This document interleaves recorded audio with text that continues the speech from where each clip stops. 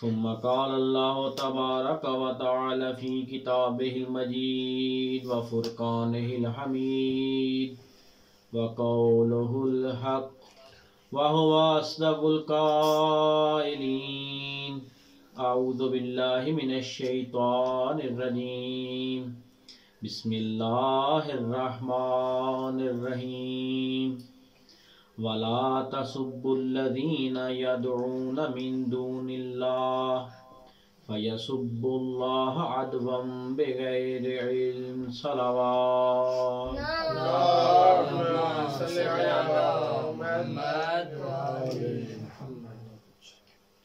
اللہ تعالیٰ کی ذات اپنی لا ریب کتاب میں ارشاد فرما رہی ہے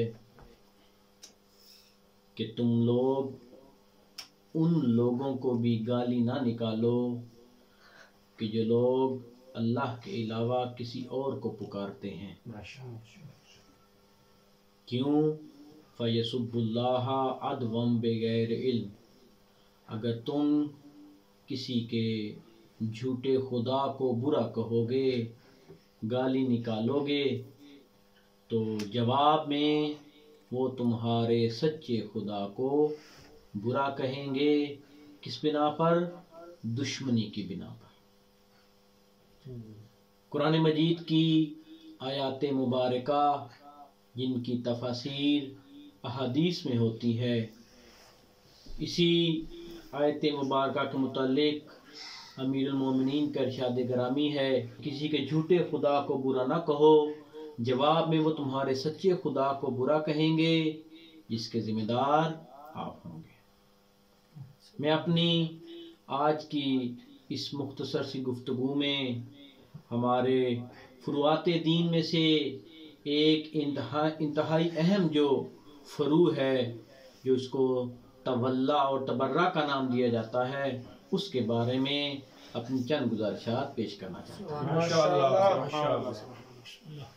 جناب ابراہیم علیہ السلام کہ اللہ تعالیٰ نے جن کو خلیل خدا کا لقب عطا فرمایا، جناب ابراہیم ہر نبی کے زمانے میں نبی کے دشمن ہیں.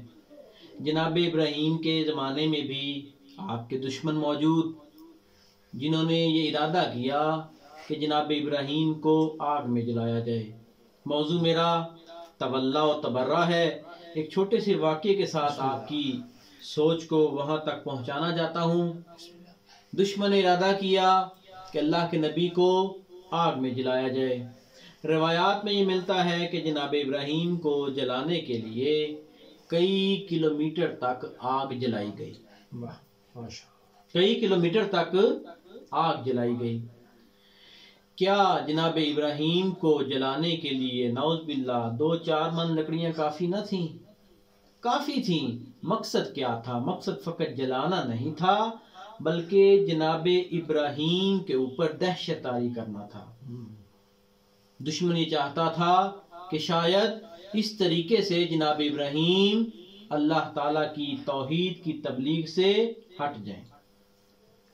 واقعات میں اس طرح ملتا ہے، جب آگ روشن ہو گئی، ایک چڑیا تھی، وہ کیا کرتی کہ وہ جاتی، پانی کا ایک قطرہ چونچ میں جمع کرتی اور آ کے اس آگ پر پھینک دیتی. واہ بھائی واہ، ماشاءاللہ. پانی کا ایک قطرہ اپنی چونچ میں اٹھاتی اور آ کے اس آگ کے اوپر پھینک دیتی.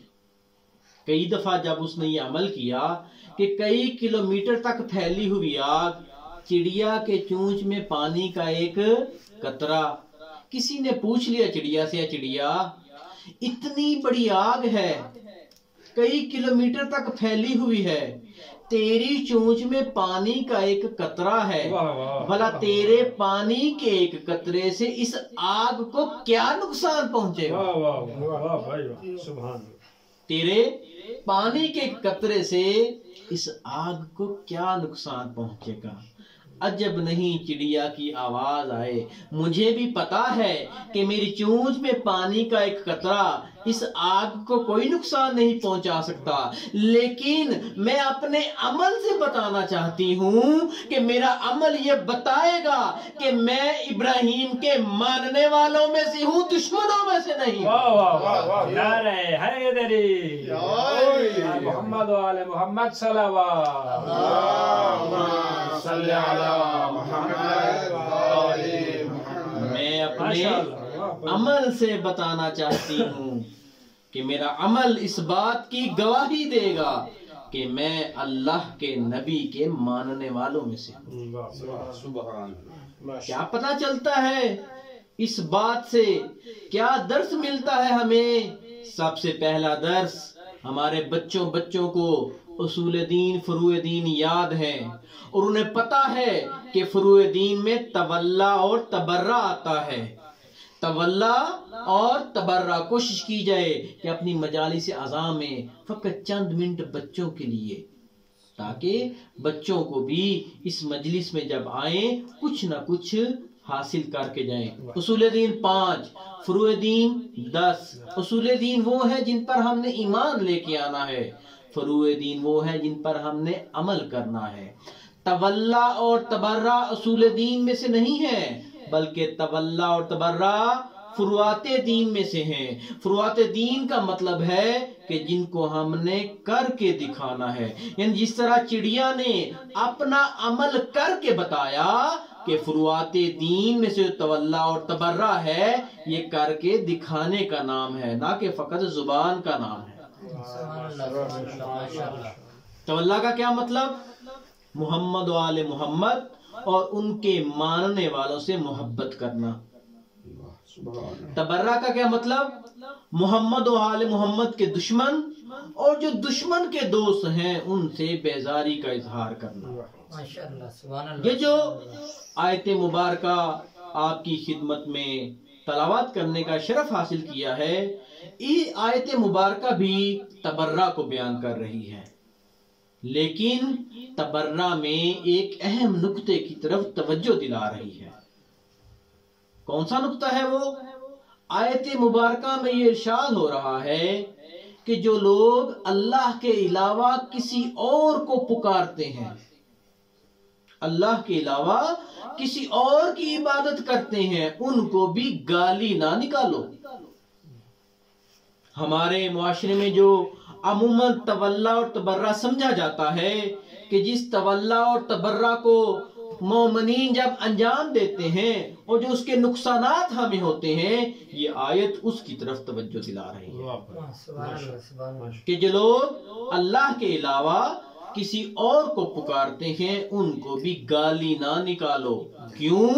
پھر وہ اللہ کو گالی نکالیں گے دشمنی کی بنا پر، اور جب وہ نعوذ باللہ اللہ کو گالی نکالیں گے اس کے ذمہ دار آپ ہوں گے۔ لہذا یاد رکھا جائے کہ تولا اور تبرہ جو ہے یہ کر کے دکھانے کا نام ہے، لیکن کیا کر کے دکھانا ہے؟ کس چیز سے نفرت کا اظہار کرنا ہے؟ کس چیز سے محبت کرنی ہے؟ تو آئیں آج اس مختصر گفتگو میں ہم آپ کو بتائیں کہ تولا اور تبرہ کی حقیقت کیا ہے۔ صلوات پڑھیں مولا کی ذات۔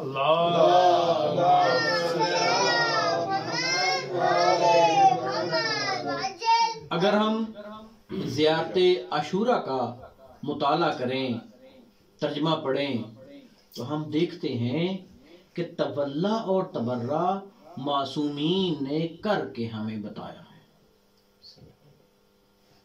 کیا آج ہم نعوذ باللہ معصومین کی ذوات مقدسہ سے بھی بڑھ گئے ہیں کہ ہم اپنے تبرہ میں نام لے کے تبرہ کریں، لیکن معصوم زیارت عاشوراء میں نام نہ لیں، بلکہ اس طرح فرماتے ہوئے نظر آئیں، اللہم العن اول ظالم ظلم بحق محمد وآلہ۔ معصومین نے جس طرح اپنے زمانے میں تبرہ کیا ہے یا تولا کیا ہے، ہمیں چاہیے کہ آج کے دور میں ہم بھی اسی طرح تبرہ کریں۔ آج کل حالات اس طرح ہیں کہ جس طرح آپ بھی اس بات سے بخوبی آگاہ ہیں کہ مختلف ذریعوں سے مختلف بہانوں سے دشمن جب ایک کام کرتا ہے اور دیکھتا ہے کہ میں اس کام میں کامیاب ہوا ہوں یا ناکام ہوا ہوں، کامیابی کی صورت میں مزید اسی پر کوشش کرتا ہے، ناکامی کی صورت میں کسی اور چینل کے ذریعے، کسی اور ٹیون کے ذریعے اس میں وارد ہوتا ہے۔ الحمدللہ ہمارے ملک عزیز پاکستان میں جس طرح کے ہمارے قائد ملت جعفریہ اور دوسرے علماء بزرگان اور خصوصی طور پر ہمارے ایران اور عراق کے مجتہدین اوزام کا یہ پیغام ہے، بلکہ پاکستان میں کانفرنسیں بھی ہوئی ہیں اس موضوع پہ کہ دوسروں کے مقدسات کی توہین کرنا حرام ہے۔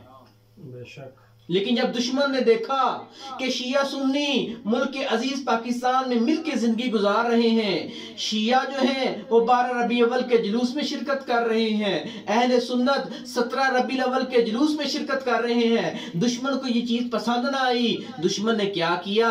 جب دشمن نے دیکھا کہ وہ اس بات میں ناکام ہو رہا ہے، وہ تفرقہ نہیں پھیلا سکا، تو دشمن نے ایک اور وار کیا۔ اور وہ کون سا وار کیا؟ اس نے ایک ایسی فلم تیار کی کہ جس فلم کے ذریعے مسلمانوں کے درمیان تفرقہ پھیلا دیا جائے۔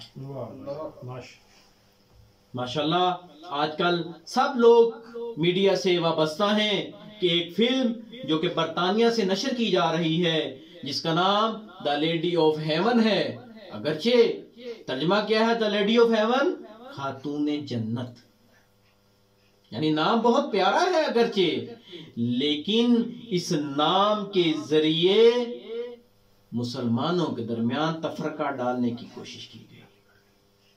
گھبرا تو نہیں گیا آپ؟ یہ ایک دعوت فکر ہے۔ ہم دیکھیں، آپ اس بات سے آگاہ ہیں کہ ابھی اس فلم کا ٹرائل چلا ہے، لیکن کس طرح کوئٹہ میں ہمارے مظلوم بھائیوں کے گلوں کو ذبح کیا گیا۔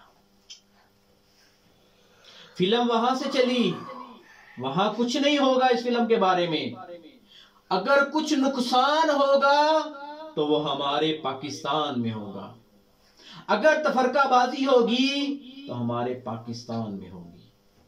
اور علماء نے بہت عرصہ پہلے اس بات سے آگاہ کر دیا تھا کہ دشمن جب ناکام ہوتا ہے وہ خاموش نہیں بیٹھتا بلکہ نئے حربے استعمال کرتا ہے۔